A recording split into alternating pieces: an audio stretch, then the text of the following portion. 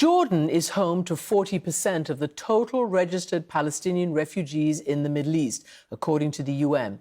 That is simply a huge number, especially for a small country. Jordan's Queen Rania is herself of Palestinian descent, and she's joining me now for a world exclusive from Amman, the capital. Queen Rania, welcome to our program. Thank you, Kристиан. Can I ask you first, as an Arab, as a Palestinian, as a human being, a mother, how you're feeling ever since October 7th? Well, look, Kристиан, I cannot begin to describe to you the depth of the grief, the pain, and the shock that we are feeling here in Jordan. All of us are united in this grief, regardless of our origin. We are just can't believe the images that we're seeing every single day coming out of Gaza. We're going to bed seeing those images and waking up to them. You know, I don't know how to, as a mom, we've seen Palestinian mothers who've had to write the names of their children on their hands because the chances of them being shelled to death, of their bodies turning into corpses, are so high. I just want to remind the world that Palestinian mothers love their children just as much as any other mother in the world. And for them to have to go through this is just unbelievable. And equally, I think the people all around the Middle East, including in Jordan, we are just shocked and disappointed by the world's reaction to this catastrophe that is unfolding. In the last couple of weeks, we have seen, a glaring double standard in the world. When October 7th happened, the world immediately and unequivocally stood by Israel and its right to defend itself and condemned the attacks that happened. But what we're seeing the last couple of weeks, we're seeing silence in the world. Countries have stopped at just expressing concern or acknowledging the casualties, but always with a preface of declaration of support for Israel. And, are we being told that it is wrong to kill a family, an entire family at gunpoint, but it's okay to shell them to death? I mean, there is a glaring double standard here, and it is just shocking to the Arab world. This is the first time in modern history that there is such human suffering, and the world is not even calling for a ceasefire. So the silence is deafening, and to many in our region, it makes the Western world complicit, through their support and through the cover that they give Israel, that it is just its right to defend itself. Many in the Arab world are looking at the Western world as not just tolerating this, but as aiding and abetting it. And this is just horrendous, and it's deeply, deeply disappointing to all of us. Queen Rania, I'm going to ask you more about this and go deeper into this, into your feelings about this. But first I want to ask you, the Israelis are shocked to their core, the grief, what happened to them has never happened in that way since the Holocaust. And they are shaken to their core, as I said, and the grief. I just want to get from you what you felt on October 7th. Well, of course I was shocked. And, Jordan has made its position very clear. We condemn the killing of any civilian, whether Palestinian or Israeli. That is Jordan's ethical and moral position. And it's also the position of Islam. Islam condemns the killing of civilians. As my husband mentioned recently, the Pact of Omar, which was issued on the gates of Jerusalem 15 centuries ago, that's 1,000 years before the Geneva Conventions, orders Muslims not to kill a woman, child, or elderly person, and not to destroy a tree or hurt a priest. And so this is what we believe are the rules of engagement at time of war, but they need to apply to everybody. So yes, there was the shock and there is the condemnation, but why isn't there equal condemnation to what is happening now? I just want to emphasize that what happened on this conflict did not begin on October 7th, although it has been being portrayed as that. Most networks are covering the story under the title of Israel at War. But for many Palestinians on the other side of the separation wall, on the other side of the barbed wire, war has never left. This is a 75-year-old story, a story of overwhelming death and displacement to the Palestinian people.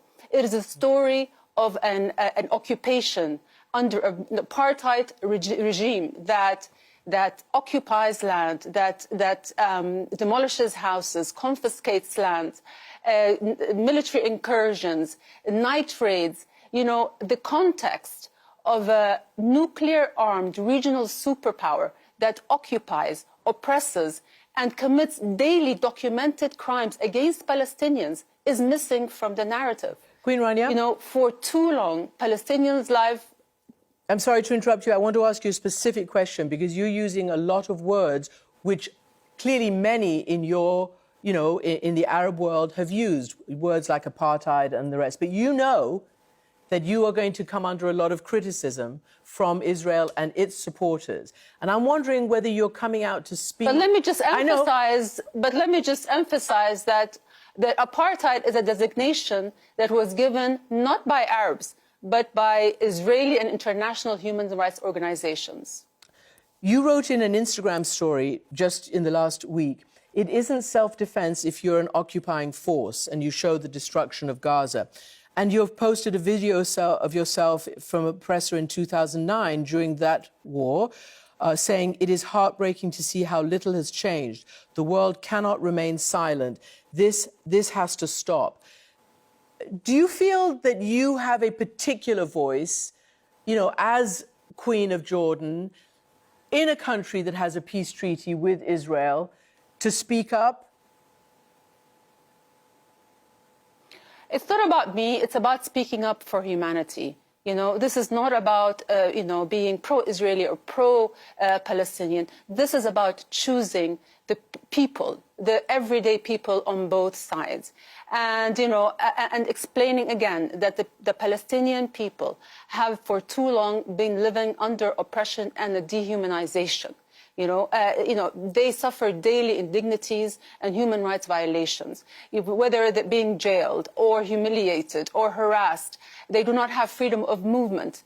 There are over 500 checkpoints scattered all over the West Bank. You have a separation wall, which is deemed illegal by the International Court of Justice, that has separated the territories into 200 disconnected enclaves. And, you know, you've seen the aggressive expansion of settlements on Palestinian land. And those have interrupted the territorial contiguity of the territories and has deemed an autonomous, independent Palestinian state not viable. So you are seeing all these, this is the background of this conflict. There's a hyperfixation on Hamas now because of what happened the last couple of weeks. But this is a problem that far precedes Hamas and will continue after Hamas. This is a fight for freedom and for justice, and that is what needs to be heard. Can I ask you this question then? Because, you know, quite a brave, I think she's Saudi anyway, a journalist on the Saudi television network Al Arabiya, took this and hammered Khalid Mashal, the former head of Hamas, and said to him, the butchery, well, that's my word, but she said, what everybody's seen on their screens has, you know, turned the world away from the Palestinian cause. And just to expand, people are saying Hamas and what it did has brought this down on these poor people of Gaza. Do you accept that? Well, I do not believe in, as I said, in the killing of civilians. But this is a story of violence that has been going on now for so long.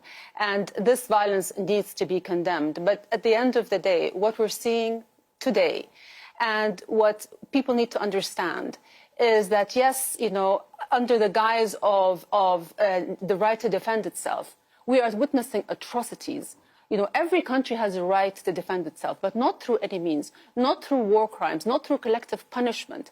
You know, 6,000 people, civilians killed so far, 2,400 children. How is that self-defense? We are seeing butchery at a mass scale using precision weapons. You know, so for the past 2 weeks, we have seen the indiscriminate bombardment of Gaza. Entire families wiped out, residential neighborhoods flattened to the ground, the targeting of hospitals and schools and churches and mosques and medical workers, journalists, UN aid workers. How is that self-defense? You know, why is it that whenever Israel commits these atrocities, it comes under the banner of self-defense, but when there's a violence by Palestinians, it is immediately called terrorism? Is the word terrorist just reserved exclusively for Muslims and Arabs? Well, let me ask you then, there's a real double standard here that we're seeing. Your husband, King Abdullah... And there's also a false symmetry that we see. Mm-hmm. Well, let me ask you this. Your husband, King Abdullah... There's a false symmetry because these are not two equal people in the conflict. You know, one is an occupier and one is the occupied. One has a military, one of the mightiest in the world, and the other doesn't have a military at all. So there is a false symmetry here that is being drawn. And there's also, you know, when you say the right to defend itself, that does not say the entire story. It doesn't say the story of the violation of international law, international humanitarian law. It doesn't tell you the suffering and the story of an occupation. You know, Israel is in violation of no less than 30 UN security resolutions that require it and it alone to act, to withdraw from territories occupied in 1967, to stop the settlements, the separation wall, the human rights violations. This is at the crux of this issue. It is not this hyperfixation on Hamas. Can I ask you, to sort of elaborate, because your husband, King Abdullah, I believe it was last weekend, at the summit of Arab leaders in Cairo, he said, the message the Arab world is hearing is loud and clear. Palestinian lives matter less than Israeli ones. Our lives matter less than other lives. I know you've said a lot about, your feelings about what's going on right now, but do you think in general that that's true, that even world leaders and others, and you meet a lot of them, and so does the king, which is why he said that, I assume? Well, like I said, it has been very disappointing to see the double standards in the world today, to see that the strong condemnation of what happened on October 7th, but very little condemnation of what is happening today. Why isn't there a call for an immediate ceasefire? We are seeing staggering human suffering happening today. Why is the narrative always skewed towards to the Israeli side? The Western media and policymakers are quick to adopt the Israeli narrative. When Israel attacks, Palestinians die. But when Israelis die, they are murdered in cold blood. It's a massacre.